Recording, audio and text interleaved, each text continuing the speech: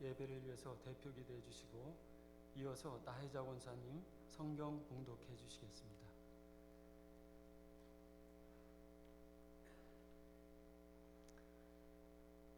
우리의 생명이 되시는 하나님 아버지, 나라와 민족과 교회와 가정의 주인이 되시는 신실한 하나님 아버지, 오늘도 거룩한 주일 예배로 드리고 저녁 예배에 오교구 헌신 예배로 드림을 감사드립니다. 우리 예배 가운데 주의 보혈로 정결케 하여 주시옵시고 성령의 기름 부어 주시니 감사드립니다. 우리 오교구가 준비한 예배를 기뻐 받아 주시옵소서.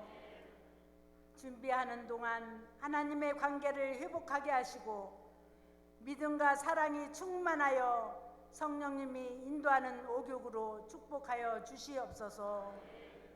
하나님 나라를 확장하는 우리 가정들이 되게 하여 주시옵소서. 또한 헌신 예배를 통해서 우리 하늘문교회 기둥의 영광을 나타내는 부흥이 있게 하여 주시옵소서. 귀한 말씀을 전하실 주정론 목사님 성령의 기름 부어 주시옵시고 말씀을 듣는 우리 모두 은혜 받는 시간이 되게 도와주시옵소서. 거룩하신 예수님의 이름으로 기도합나이다. 아멘.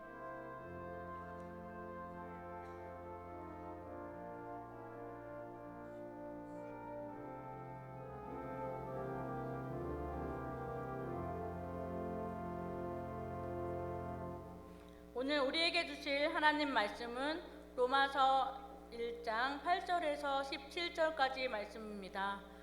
로마서 1장 8절에서 17절까지 말씀입니다.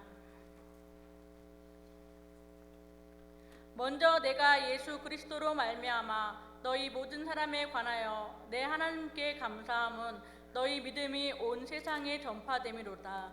내가 그의 아들의 복음 안에서 내 심령으로 섬기는 하나님이 나의 증인이 되시거니와 항상 내 기도에 쉬지 않고 너희를 말하며 어떻게 하든지 이제 하나님의 뜻 안에서 너희에게로 나아갈 좋은 길 얻기를 구하노라. 내가 너희 보기를 간절히 원하는 것은 어떤 신령한 은사를 너희에게 나누어 주어 너희를 견고하게 하려 함이니 이는 곧 내가 너희 가운데서 너희와 나의 믿음으로 말미암아 피차 안위함을 얻으려 함이라. 형제들아, 내가 여러 번 너희에게 가고자 한 것을 너희가 모르기를 원하지 아니하노니 이는 너희 중에서도 다른 이방인 중에서와 같이 열매를 맺게 하려 함이로되 지금까지 길이 막혔도다. 헬라인이나 야만인이나 지혜 있는 자나 어리석은 자에게 다 내가 빚진 자라. 그러므로 나는 할 수 있는 대로 로마에 있는 너희에게도 복음 전하기를 원하노라. 내가 복음을 부끄러워하지 아니하노니 이 복음은 모든 믿는 자에게 구원을 주시는 하나님의 능력이 됨이라. 먼저는 유대인에게요 그리고 헬라인에게로다. 복음에는 하나님의 의가 나타나서 믿음으로 믿음에 이르게 하나니 기록된 바 오직 의인은 믿음으로 말미암아 살리라 함과 같으니라. 아멘.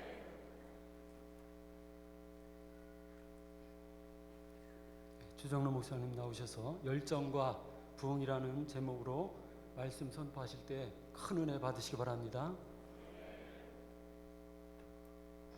할렐루야. 이 시간에 하나님께서 저희와 함께 하시고 은혜를 주실 줄 믿습니다.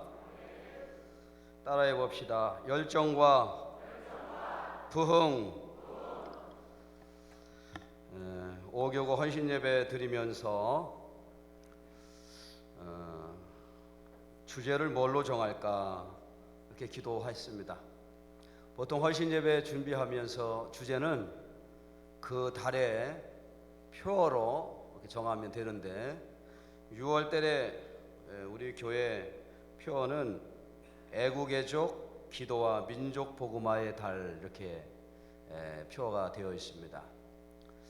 6월 달이 애국애족의 달인 것은 현충일이 있고 6.25 한국전쟁을 기념하는 날이 있기 때문에 그렇게 표어가 정해지는데, 그래서 6월 달은 애국 애족의 달이니까 우리 오른쪽에 여러분들을 보면 왼쪽인데 교회 사랑, 나라 사랑 이렇게 정하면 되겠다 하고 프로그램도 준비해보고 그렇게 기도했습니다. 그렇죠. 복음에는 국경이 없지만 그리스도인에게는 국경이 있습니다. 그래서 우리 기독교는 반드시 그 나라와 함께하는 그런 것인데, 자금의 한반도에서 일어나고 있는 여러 가지 상황들을 바라보면서 나라 사랑이라는 것을 어떻게 실천해야 하는가 고민하기 시작을 했습니다. 그동안 70여 년 동안 적대적 관계에 있었던 두 체제가 새로운 평화와 번영의 길로 모색하기 위하여 남북 정상회담이 이루어졌고, 미북 정상회담에 이르기까지 한반도는 지난 70여 년 동안 경험하지 못했던 일들을 지금 경험하고 있습니다. 이런 때에 과연 나라를 사랑한다는 것이 어떤 것인가 라고 생각을 해보았습니다. 한국에 기독교 복음이 들어왔을 때부터 지금에 이르기까지 우리 기독교는 그 나라와 그 백성들의 삶과 함께 있습니다. 왜 유교가 몰락을 했습니까? 시대적 상황을 반영하지 못하고 나갔기 때문에 그래요. 물론 거기에는 생명이 없기 때문에 당연히 몰락을 할 수밖에 없는 것이죠. 조선시대 구한말에 2조 말기가 되면서 이제 부군이 기울어졌습니다. 나라가 망하게 되면 백성들은 자기 의지와 상관없이 처참한 그러한 비참한 상황 가운데 빠지게 되죠. 지금도 그러한 예를 계속 진행되고 있습니다. 시리아, 여러분들 잘 아다시피 시리아는 튀니지 아랍의 봄 이후에 어느 고등학생이 당시의 대통령을 비난하는 것을 벽에 그렸다가 정부에서 그 학생을 데려다가 족을 치니까 또 고문을 하니까 그게 반발해서 거기서 시리아에서 반정운동이 일어났어요. 그리고 시작됐던 그 결과가 지금은 시리아가 1,000만 명 이상이 난민이 되어져 가고 많은 사람들이 불행한 삶을 살게 됩니다. 개인의 선택과 개인의 능력하고는 전혀 관계없이 나라가 망하게 되면 이렇게 되는 것입니다. 구한말 조선 정부가 이랬습니다. 나라가 기울어지니까 젊은 사람들이 희망을 갖지 못합니다. 좌절하게 됩니다. 500여 년이 넘는 이 시조선이 이제는 더 이상 희망이 되지 못했었습니다. 그럴 때에 젊은 청년이었던 이승만은 황해도 평주 사람이었는데, 이 젊은 이승만의 자기도 젊음을 꿈을 펼쳐보고 싶은 욕심과 비전이 있었지만 나라 형편이 그러니 그도 어쩔 수 없었습니다. 그가 가만히 상황을 보니까 서양 사람들이 잘 사는 게 보였어요. 야, 서양 사람들이 잘 살고 우리나라는 이 꼴이니 정말 어떻게 하면 좋을까 생각을 하다가 우선 내가 서양 사람들하고 가까이 지내려면 영어를 좀 배워야 되겠다라고 생각을 합니다. 그래서 그 당시 영어를 가르치는 데가 딱 한 군데가 있었는데 바로 배제학당이었습니다. 이승만은 젊은 나이에 바로 배제학당에 입학해서 영어를 공부하고 이제 거기서 이제 공부를 하게 되는데, 그 가운데에 이승만이 한 가지 중요한 사실을 깨닫습니다. 자유민주주의라는 개념을 가지고 옵니다. 우리나라 지난 500년 동안은 전제국가였습니다. 군주국가였습니다. 군주국가의 특징은 그 나라의 주인은 임금입니다. 임금이 너 죽어 그러면 죽어야 되는 것이죠. 그런데 자유민주주의라는 게 있다는 거예요. 나라의 대표를 국민이 직접 선출한다는 거예요. 이야, 그런 게 있을 수가 있나 처음 들었습니다. 그러면서 이승만 그 젊은 청년이 이제 다시 새로운 나라, 새로운 희망을 위해서 이제 더 공부를 하게 됩니다. 그렇게 지내다가 고종 황제의 이 나라 임금은 이제 나라는 끝났습니다. 이 조선도 이제는 다른 서양 사람들과 같이 민주주의를 해야 됩니다. 아무리 임금이라도 이제는 국민이 주권이 되는 시대가 되었습니다. 뭐 이런 얘기를 하고 신문에 기고를 하니까 당시 고종 황제가 화가 나서 이승만을 잡아들이고 감옥에 넣습니다. 가장 악명 높았던 한성 감옥에 있었던 이승만은 그곳에서 이제 모진 또 고통을 당하고 있다가 어려운 가운데 신앙의 복음을 경험하게 됩니다. 성경을 읽기 시작을 합니다. 그래서 성경을 통하여서 새로운 애국심을 갖게 됩니다. 저는 요즘에 이승만을 새롭게 재조명하고 그리고 자유민주주의 체제가 어떻게 형성되었는지 건국의 이야기를 우리는 또 배우고 역사를 이야기해야 한다고 합니다. 한반도 지형이 바뀌어져 있고 또 우리가 알다시피 정치적 이데올로기와 정치 사상이 달라져서 70여 년 동안 적대적인 관계 속에 지구상에 분단된 국가가 우리나라가 아니겠습니까? 이런 상황 가운데 남한은 자유민주주의 시장경제를 받아들여서 소득 3만 불이 넘는 그러한 좋은 또 잘 사는 나라가 되었지만 북한은 반대로 우리나라의 45분의 1밖에 안 되는 가난한 나라가 되었습니다. 한 정점에 서 있을 때 무엇을 선택하냐에 따라서 결과는 이렇게 엄청난 바로 달라지는 것을 경험하게 됩니다. 우리는 지금 이런 때에 과연 나라를 사랑하는 것 어떻게 해야 되는 것인가? 보통 얘기하기를 자기 일을 열심히 하면 나라를 사랑하는 거지. 여러분 한번 생각해 보세요. 내가 과연 지금 이 순간에 나라를 사랑한다고 하는 것이 무엇인가?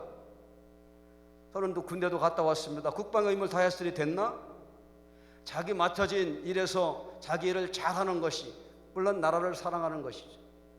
그러나 저는 또 목사로서 또 이렇게 역사적인 상황들을 바라보면서 나라를 진정으로 사랑하는 것은 바로 열정과 부흥이 있어야 된다고 생각이 듭니다.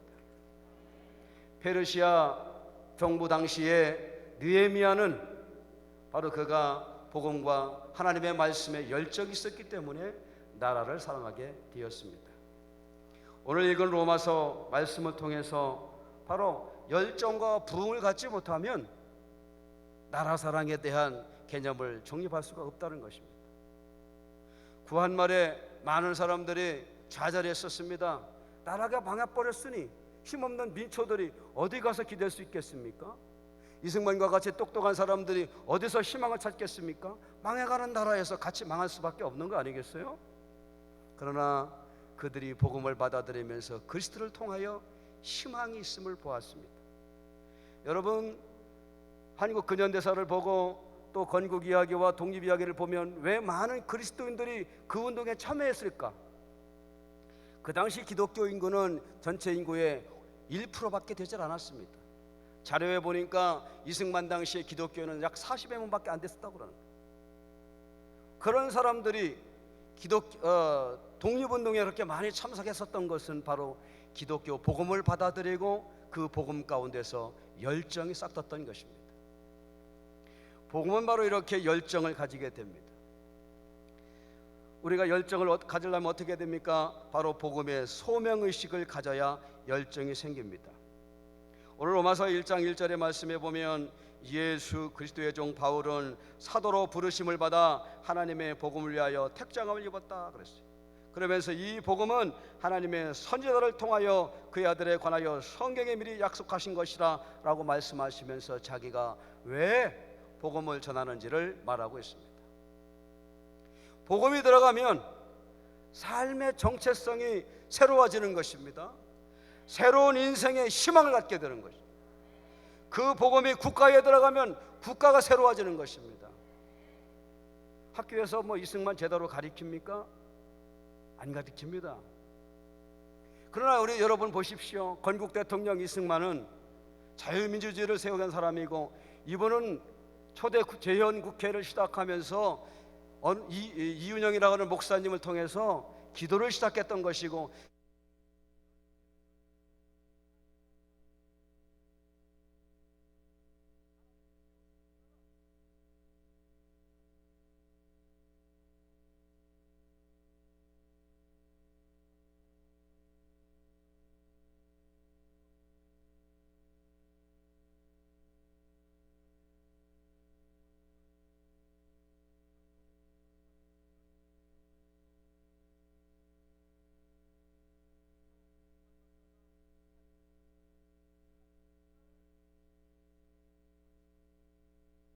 단순하게 국가가 세워지는 것이 아니고 백성들에게 희망을 만들어주는 역사가 있었던 것입니다.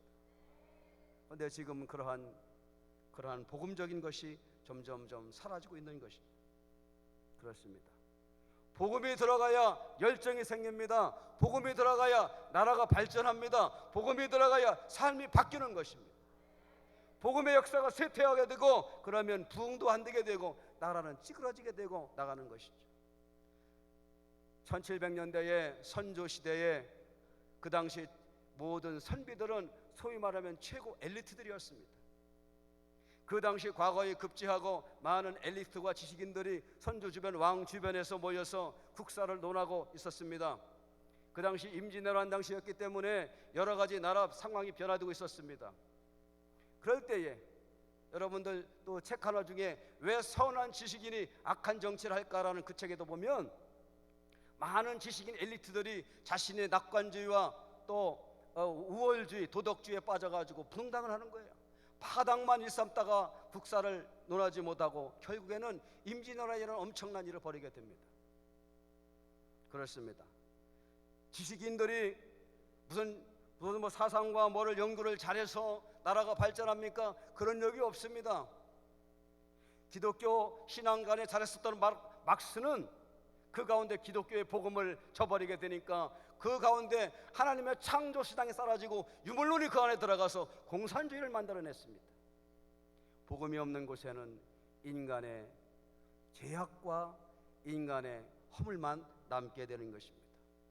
대한민국에 살아갈 수 있는 것은 하나님의 복음으로 이 땅을 적션할 때 사람들이 희망을 갖게 되는 것이고 사람들이 나아가 하나님을 찬양하고 믿음으로 나가게 되는 것입니다.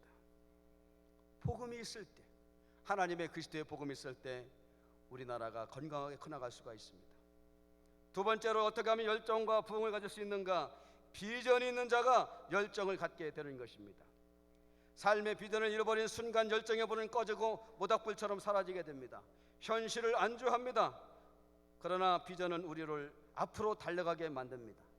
비전이 있는 사람은 어떤 상황이나 어떤 환경의 방해도 낙심하지 아니하고 상황 때문에 포기하지 않습니다. 다니엘이 어떻게 애국자가 되었습니까? 그가 하나님 앞에 나아가 역사의 주관이신 그 하나님 앞을 바라보며 이 이스라엘 나라는 하나님께서 택하신 나라인데 하나님이 버리지 아니하셨다 라고 하면서 비전을 선포하고 나갔기에 다니엘이 열정을 가진 사람이 되었던 것입니다.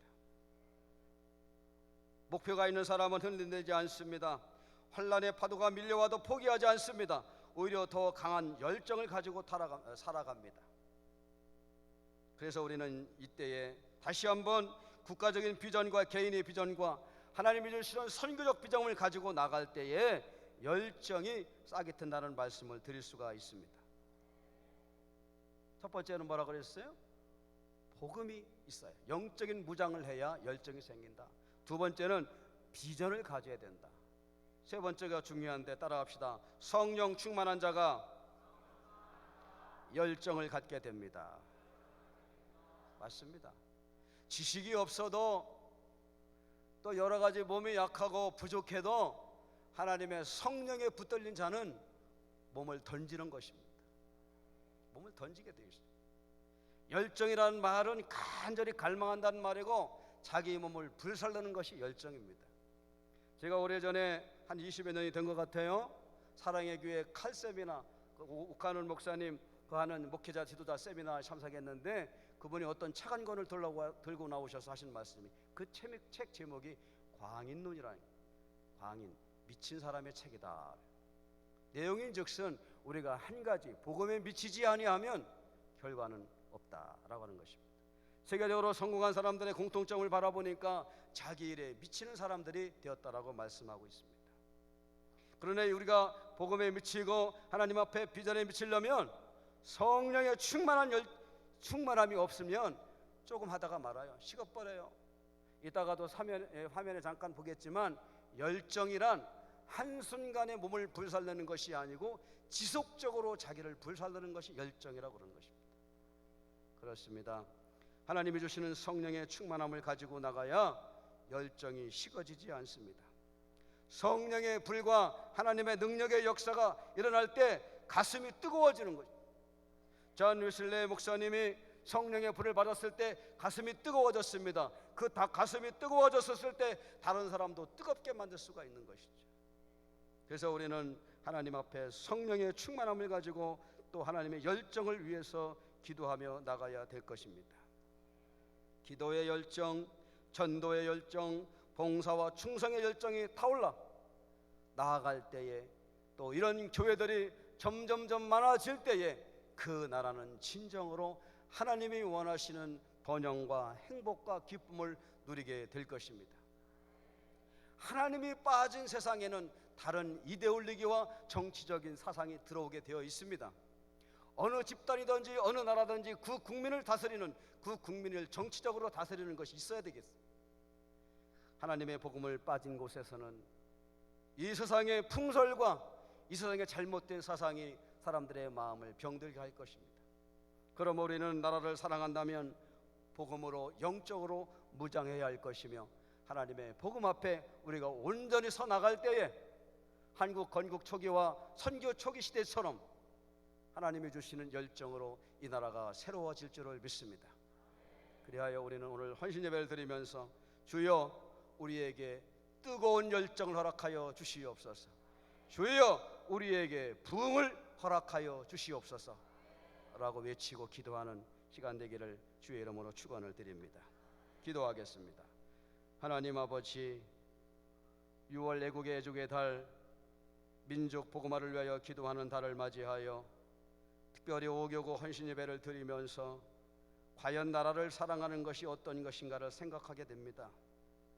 여러 가지 방법이 있지만 우리는 먼저 하나님의 말씀을 통하여 이 땅이 복음화되는 것이, 하나님의 복음의 열정을 가지고 사명을 감당하는 것이, 하나님의 복음의 비전을 가지고 나아가 선포하는 것이, 하나님이 주시는 성령의 충만함으로 이 우리의 심령을 새롭게 하는 것이 나라 사랑하는 길임을 믿습니다.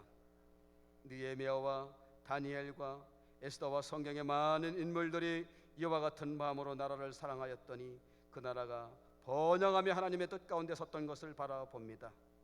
하나님 아버지, 오늘 이 나라를 사랑하면서 하나님 앞에 기도하고 나가는 이 시간들마다 주의 능력이 임하게 도와주시옵시고 하나님의 은혜가 충만케 하여 주시옵소서. 거룩하신 예수님의 이름으로 기도드리옵나이다.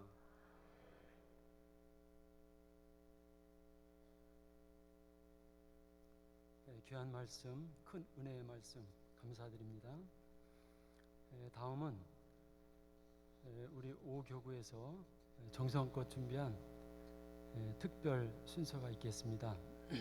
우리 5교구는 선화동, 목동, 중천동, 그리고 용두동 이렇게 4지역으로 구성이 되어 있습니다.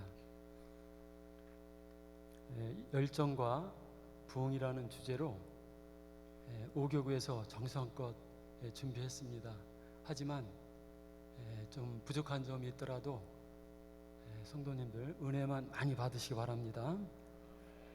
특별 순서로 중창, 그리고 현대무용, 윙댄스, 그리고 합창 이렇게 4부분으로 준비를 하였습니다. 은혜만 많이 받으시기 바랍니다.